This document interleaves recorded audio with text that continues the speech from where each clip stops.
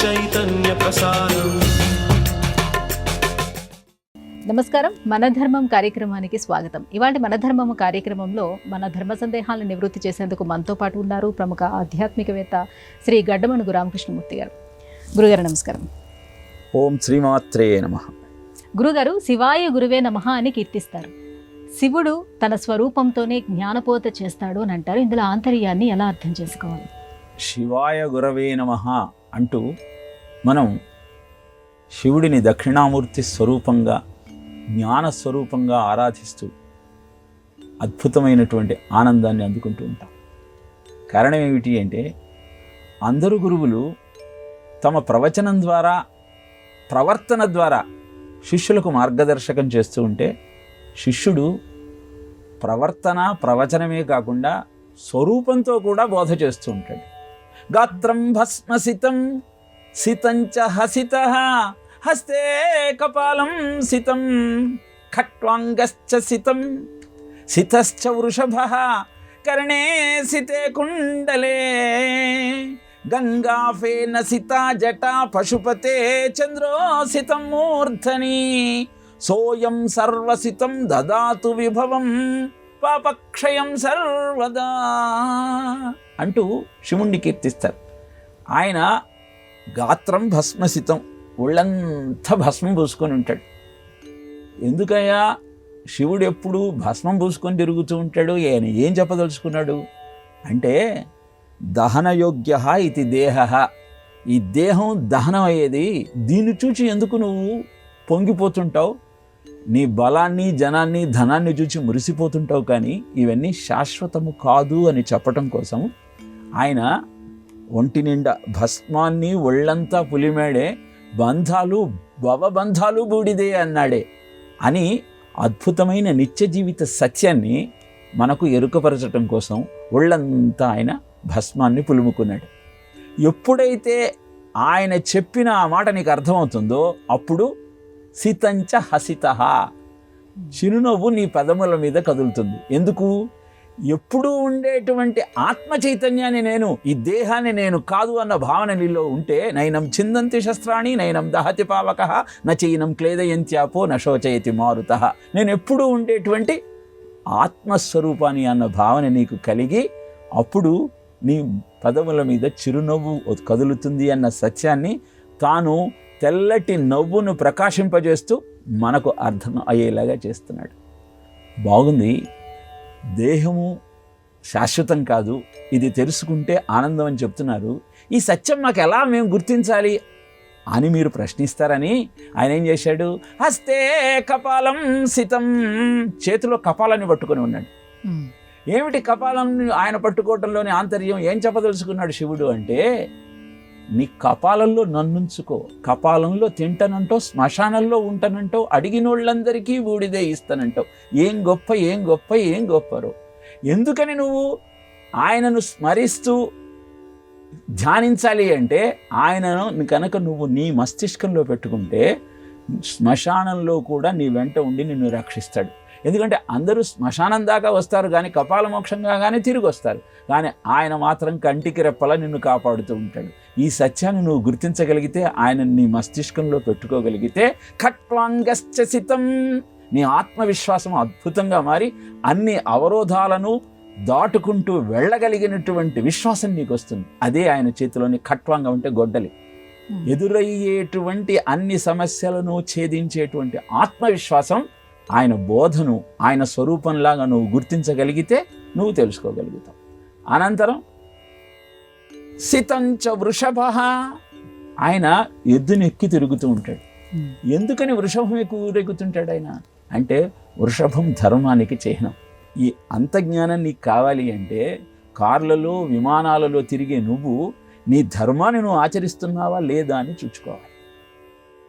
అనంతరం కర్ణే సితే కుండలే, ఇవన్నీ నీకు తెలియాలి అంటే చక్కగా అద్భుతమైనటువంటి సత్సంగంలో పెద్దలు చెప్పే మాటలన్నీ వినాలి. అది చెప్పడం కోసం తెల్లటి కుండలాలను ఆయన చెవులకు ధరించి మరీ వినటం నేర్చుకో. కలో శ్రవణాన్ముక్తి అన్న సత్యాన్ని తెలియజేస్తూ ఉన్నాడు. ఏమండి, వింటే ఎక్కడైనా మార్పు కలుగుతుందా అంటే, వినటం వల్ల చెవుల ద్వారా హృదయంలో ఉన్న మాలిన్యమంతా ధునోతి శమలం కృష్ణ అని భాగవతం చెబుతుంది. చక్కగా వినగలిగితే, పెద్దల మాటను ఆచరించగలిగితే నీకు తప్పకుండా ఆనందం సొంతమవుతుంది. ఈ సత్యాన్ని తెల్లటి కర్ణకుండలాలను చెవులకు పెట్టుకుని తెలియజేస్తూ, గంగాఫేన సితా జట పశుపతే చంద్రం స్థితో మూర్ధని, ఆయన జటాజూటంలో ఉన్న గంగా ప్రవాహం మీద ఉరవడి కారణంగా తెల్లటి నురుగు కనపడుతూ చంద్రుడి యొక్క ప్రకాశం పండువెన్నెలలా అందరినీ ఆకర్షిస్తూ అద్భుతమైన సత్యాన్ని చెబుతూ ఉంది.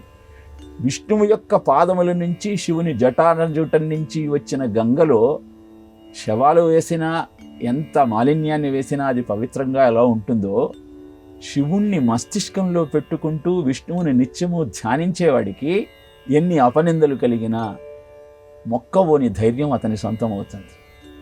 చంద్రుణ్ణి నెత్తి మీద పెట్టుకొని నిత్యము క్షయ వృద్ధి లక్షణంగా కలిగినటువంటి చంద్రుడు నా స్వాధీనంలో ఉన్నాడు, అలానే నీకు వికారము మనోవికారాన్ని కలిగించే చంద్రుణ్ణి నేను నెత్తి మీద పెట్టుకున్నానయ్యా, ఇది గమనించి నన్ను ఆశ్రయించగలిగితే దదాతు విభవం పాపక్షయం సర్వదా, అన్ని వైభోగాలు నీ సొంతమయ్యి నీ పాపమంతా క్షయమవుతుంది. ఇది తన స్వరూపం ద్వారా శివుడు మనకు తెలియజేసే నిత్య జీవిత సత్యం. దాన్ని గుర్తిస్తూ శివాయ గురవే నమః అంటూ ఆయనకు నమస్కరించుకొని జీవితాన్ని ధన్యం చేసుకునే ప్రయత్నం చేద్దాం. గురుగారు, ఆధ్యాత్మిక సాధనలో సాధకులు ఎటువంటి ఆసనాన్ని ఉపయోగించాలి, అందుకు ఎటువంటి నియమాలను పాటించాలి? శుచౌ దేశే ప్రతిష్టాప్య స్థిరమాసనమాత్మనః నాత్యుచ్ఛ్రితం నాతి నీజం శేలాజిన కుశోత్తరం. భగవద్గీత చెప్తుంది. సాధన చెయ్యాలి అనుకున్నవాడు శుచి అయిన ప్రదేశంలో, అత్యంత ఉన్నతంగా కాకుండా చాలా కిందిగా కాకుండా, చేల అజిన కుశము. చేల అంటే వస్త్రం, అజినము అంటే జింక చర్మం కానీ పులి చర్మం కానీ, దర్భ, ఇలా వరుస క్రమంలో ఆసనాన్ని ఏర్పాటు చేసుకొని దాని మీద స్థిరంగా కూర్చొని ధ్యానం చేసే ప్రయత్నం చేయాలి. ఆసనం అన్న శబ్దాన్ని మనం ఒకసారి పరిశీలిస్తే ఒక అంతరార్థం మనకు బోధపడుతుంది. ఆ అంటే ఆత్మజ్ఞానాన్ని కలిగించి, సా అంటే సర్వరోగాలను నాశనం చేస్తూ, నా అంటే నవసిద్ధులను నీకు ఇచ్చేదే ఆసనం. ఇది ఎలా ఉండాలి అంటే రాయి మీద కానీ, నేల మీద కానీ, చిగురాకుల మీద కానీ, కొయ్య మీద కానీ చేసిన ఆసనాన్ని ఉపయోగించరాదు. దర్భాసనము, చిత్రాసనము, కంబళి అద్భుతమైన ఆసనాలుగా చెప్పబడ్డాయి. ఎందుకంటే దర్భాసనం మీద కూర్చొని సాధన చేస్తే పుష్టి కలుగుతుంది. అలానే కంబళి మీద కూర్చొని సాధన చేస్తే దుఃఖమోచనం కలుగుతుంది. చిత్రాసనం మీద కూర్చొని సాధన చేస్తే అభీష్ట సిద్ధి కలుగుతుంది. సహజంగా ప్రాణాలను వదిలినటువంటి జింకల కానీ పులుల చర్మాన్ని కనుక ఉపయోగించి సాధన చేయగలిగితే, జింక చర్మం జ్ఞానాన్ని ప్రసాదిస్తే పులి చర్మం మీద సాధన నీకు మోక్షాన్ని ఇస్తుంది అని మంత్రశాస్త్రం తెలియజేస్తున్న సత్యం. కనుక ఆసనానికి సాధనలో అద్భుతమైన ప్రాధాన్యత ఉన్నది. నీ సాధన ఎప్పుడూ ఒకే ప్రదేశంలో కూర్చొని ఒకే సమయంలో చేసే ప్రయత్నం చేయాలి. సాధన చేసే సమయంలో ఇతరములైన వ్యాపకములను దగ్గరికి చేరనీయరాదు. మయ్యావేశ్యమునో ఏమాం నిత్య ఉక్తా ఉపాసతే శ్రద్ధయా పరయోపేత తేమే యుక్తతమామతాః అని చెబుతుంది భగవద్గీత భక్తి యోగంలో. ఎవరైతే నన్నే ఆవేశించి నన్నే తమ యొక్క హృదయంలో, మనస్సులో, బుద్ధిలో పెట్టుకొని అపరిమితమైన శ్రద్ధతో, భక్తితో ఆరాధిస్తారో వారు అత్యుత్తమమైన భక్తులు అని భగవద్గీత 12వ అధ్యాయంలో పరమాత్మ తెలియజేశాడు. కనుక మన సాధన సక్రమమైన పద్ధతిలో కొనసాగినప్పుడు మాత్రమే సత్ఫలితాలను అందిస్తుంది. ఈ ఆసనములను మనకు అందుబాటులో ఉన్న విధంగా అమర్చుకొని మన సాధన కొనసాగించగలిగితే మన జీవితము అద్భుతమైనటువంటి ఫలితాలతో ఆనందంగా ఆరోగ్యంగా అభివృద్ధి చెందుతుంది అనటంలో ఎలాంటి సందేహం లేదు. గురువుగారు, గురువే క్లిష్ట సమయాల్లో మనకు సహాయం చేసే నిజమైన బంధువు అని మన ధర్మం చెప్తుంది. ఇందులో పరమార్థం ఏంటి? గురు ఏక పరో బంధు విషమే సముపస్థితే గురు సకల ధర్మాత్మ తస్మై శ్రీ గురవే నమః అంటుంది గిరిగీత. క్లిష్ట పరిస్థితిలో నీ వెంట ఎవరు రారయ్యా, నీ గురువు మాత్రమే నీకు ఉపదేశం చేసి ఆ క్లిష్ట పరిస్థితి నుంచి నిన్ను బయటపడేయగలుగుతాడు. అర్జునుడు భారత సంగ్రామంలో కౌరవులు పాండవులు యుద్ధానికి సన్నద్ధులై ఉన్న సమయంలో దృష్ట్వేమం స్వజనం కృష్ణ యూత్సం సముపస్థితం సీదంతి మమ గాత్రాణి ముఖంచ పరిశుష్యతి అంటూ అస్త్ర సన్యాసం చేసి చతికిలపడ్డాడు. అప్పుడు అర్జునుడికి మార్గదర్శకం చేసింది ఎవరు? కృష్ణ పరమాత్మ. అలా జగద్గురువైన శ్రీకృష్ణుడు క్లిష్ట పరిస్థితుల్లో అర్జునునికి ఉపదేశించినటువంటి గీత మన గీతను మార్చే అద్భుతమైన విజ్ఞానంగా మనకు అందజేయబడింది. అలానే రామచంద్రమూర్తి తన 14వ ఏట వైరాగ్యంతో నాభినందాని మారడం నాభినందామి జీవనం యథా తిష్ఠామి తిష్ఠామి తథైవ విగత జ్వరం అని కూర్చున్నాడు. వైరాగ్యంతో నాకు బతకాలని లేదు, చావాలని లేదు, ఎలా ఉన్నానో అలానే ఉంటానని శ్వాస ఆపి మరీ కూర్చుంటే వశిష్ఠుడు 36,000 శ్లోకాల యోగ వాసిష్ఠాన్ని చెప్పి రాముణ్ణి కార్యోన్ముఖుణ్ణి చేశాడు.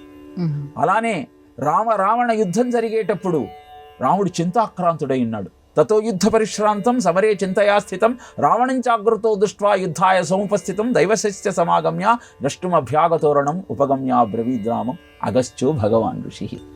అలా యుద్ధంలో విజయం నేను సాధించగలనా లేనా అని ఆలోచనలో చింతాక్రాంతుడై ఉన్న రాముడికి అగస్త్యుడు అద్భుతమైన ఆదిత్య హృదయాన్ని ఉపదేశించి యుద్ధంలో విజయాన్ని సమకూర్చాడు. ఇలా గురువు ఒక్కడే నీకు నిజమైన బంధువు అని చెప్పడానికి కారణం ఏమిటి అంటే గురువు సకల ధర్మాత్మ. అన్ని విషయాలు తెలుసుకొని శిష్యుడి యొక్క అర్హతను పెట్టి సామర్థ్యాన్ని బట్టి అతనికి ఏం చెయ్యాలో చెప్పేటువంటి గురువే నిజమైన బంధువు అని గురుగీత మనకు తెలియజేస్తున్న సత్యం. సాక్షాత్తు పరమేశ్వరుడే పార్వతికి ఉపదేశించిన జ్ఞానం. గురువుగారు, బ్రహ్మోత్సవాలలో భాగంగా తిరుమల శ్రీనివాసుడు కల్పవృక్ష వాహనంపై తిరుమాడ వీధులలో విహరిస్తాడు. కల్పవృక్ష వాహనం ప్రత్యేకత ఏమిటి? కల్పవృక్షము సముద్ర మథనంలో బయటకు వచ్చినటువంటి కోరినవన్నింటినీ అందించేటువంటి దేవతా వృక్షం. ఇలాంటి అద్భుతమైన దేవతా వృక్షాన్ని ఇంద్రుడు స్వర్గంలో తన దగ్గర ఉంచుకున్నాడు. ఆ వృక్షమును తలుచుకొని నువ్వు ఏం కోరుకుంటే అది సిద్ధిస్తుంది. అలాంటి కల్పవృక్షాన్ని నా వాహనంగా చేసుకొని నేను బ్రహ్మోత్సవాలలో మాడవీధులలో ఊరేగింపు ఉత్సవానికి వస్తూ ఉన్నాను అంటే ఏ వస్తువైతే అన్ని కోరికలు నీకు అందించగలుగుతుందో అది నాకు వాహనం. అంటే ఆ కల్పవృక్షానికి శక్తిని ప్రసాదించింది నేనే. నా వాహనంగా మాడవీధులలో నన్ను సేవిస్తున్న ఆ కల్పవృక్షానికి శక్తినిచ్చిన నన్ను ఆశ్రయించండి, మీ కోరికలన్నీ నెరవేరుతాయి అని తెలియజేయటమే కల్పవృక్ష వాహనం మీద ఆ స్వామి ఊరేగింపు ఉత్సవానికి రావటం. నమ్రాణాం సన్నిధత్తే సతతమపి పురస్తైర్ అనభ్యర్థితానపి అర్థాన్ కామాన్ అజస్రం వితరతి పరమానంద సాంద్ర అంగతించ నిశ్శేషో నిరవధిక ఫలః పారిజాతో హరేత్వం క్షుద్రం తం చక్రవాటీ ద్రుమమభిలషతి వ్యర్థమర్థస్రజోయం అని నారాయణీయంలో నారాయణ భట్టతిరి ఇదే మాట చెప్తాడు. ఎవరడిగిన కోరికలను వారికి అందించేటువంటి శక్తి కలిగిన కల్పవృక్షానికి నాథుడైనటువంటి ఆ నారాయణుడే అందరినీ కటాక్షిస్తూ మీరు అడక్కపోయినా మీ కోరికలన్నీ నెరవేర్చడానికి సంసిద్ధంగా ఉంటే ఈ క్షుద్రజనులేమిటి? స్వర్గంలో ఉన్నటువంటి శక్రవాటి ధ్రుమమభిలషతి. శక్రుడు అంటే ఇంద్రుడు, ధ్రుమము అంటే చెట్టు. ఆ కల్పవృక్షం కావాలి, దాన్ని ఆరాధించాలి, అలా కోరికలు తీర్చుకోవాలనుకుంటున్నారు. కానీ అద్భుతంగా తిరుమల కొండ మీద వైకుంఠాన్ని వదిలి మరీ కూర్చుంటే నిలబడటానికి సమయం అవుతుందని నిలబడే యుగ యుగాల నుంచి భక్తులను కటాక్షించటం కోసం వీక్షించి చూస్తున్నటువంటి ఆ స్వామిని ఆశ్రయించరేమిటి? ఇదేమి చిత్రము అని ప్రశ్నిస్తాడు. కాబట్టి ఎక్కడికి వెళితే అద్భుతమైన ఫలితం నీకు సిద్ధిస్తుందో, ఎవరి కృపా కటాక్ష వీక్షణాల వల్ల నీ జీవితం ధన్యమవుతుందో, అలాంటి ఆనంద నిలయంలోని పరబ్రహ్మను ఆశ్రయించే ప్రయత్నం చేసి నీ జీవితాన్ని ధన్యం చేసుకోమని చెప్పటం కోసమే బ్రహ్మోత్సవాలలో స్వామి కల్పవృక్ష వాహనాన్ని అధిరోహించి భౌతికమైన కోరికలు కాదయ్యా, ఇహము పరము రెండింటినీ అందించగలిగిన దేవాది దేవుడిని నేను, నన్ను ఆశ్రయించండి అని చెప్పేటువంటి దృశ్యమే అద్భుతమైనటువంటి ఆ ఊరెరుగింపు ఉత్సవం. మాడవీధులలో కల్పవృక్ష వాహనం మీద స్వామివారి విహారం. దాన్ని అర్థం చేసుకోగలిగితే ఆయనను ఆశ్రయించి మన జీవితాన్ని ధన్యం చేసుకునే ప్రయత్నం చేద్దాం.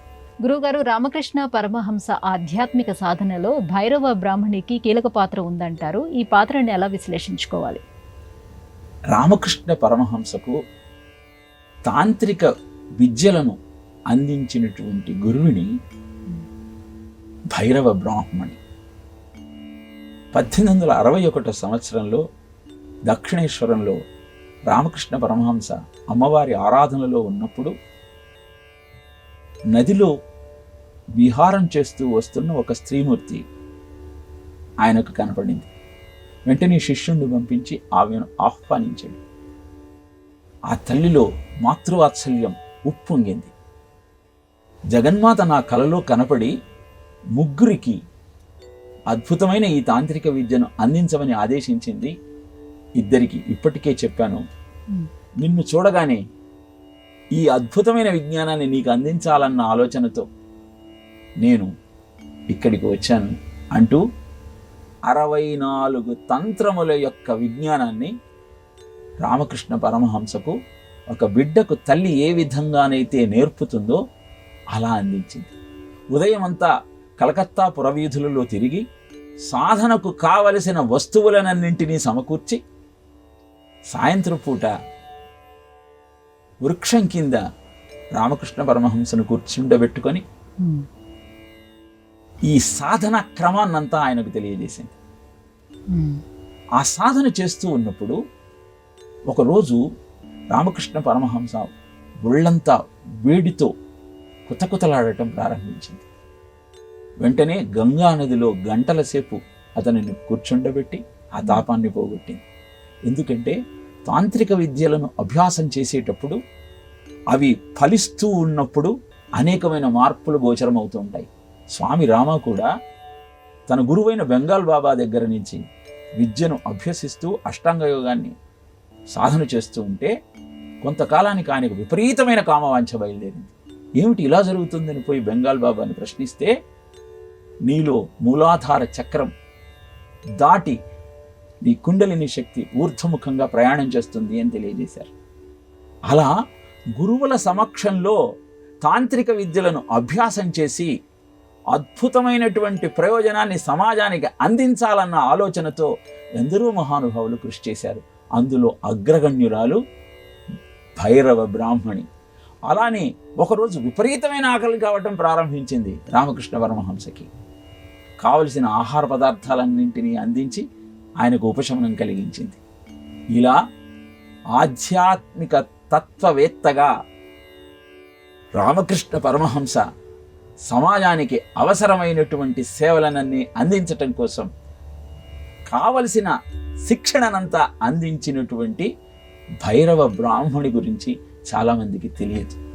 కారణం ఆమె అటు తర్వాత ఎక్కడికి వెళ్ళిద్దో ఎవరు గుర్తించలేకపోయారు. కనుక రామకృష్ణ పరమహంస యొక్క ఆధ్యాత్మిక జీవితంలో ప్రధాన పాత్రను పోషించినటువంటి భైరవ బ్రాహ్మణి భక్తిని తాంత్రిక విద్యతో ఎలా అనుసంధానం చెయ్యాలో అందరికీ తెలియజేసినటువంటి గొప్ప గురుమూర్తి. వైష్ణవ తాంత్రిక సాహిత్యంలో ఆమె ప్రావీణ్యత అమోఘం. ఆమె చేసినంత సాధన, ఆమె అందించినంత విజ్ఞానం ఎవరూ అందించలేదు అంటే అతిశయోక్తి కాదేమో అనిపిస్తుంది.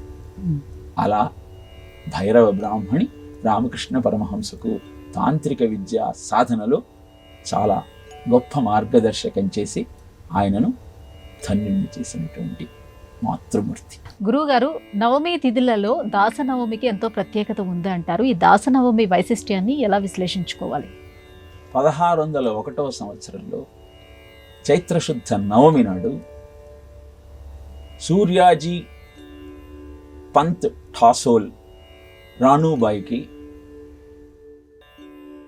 అభిజిత్ ముహూర్తంలో ఒక కుమారుడు జన్మించాడు. ఆ సమయానికి ఆలయంలో పూజారిగా బాధ్యతలు నిర్వర్తిస్తున్నటువంటి సూర్యాజీ పంత్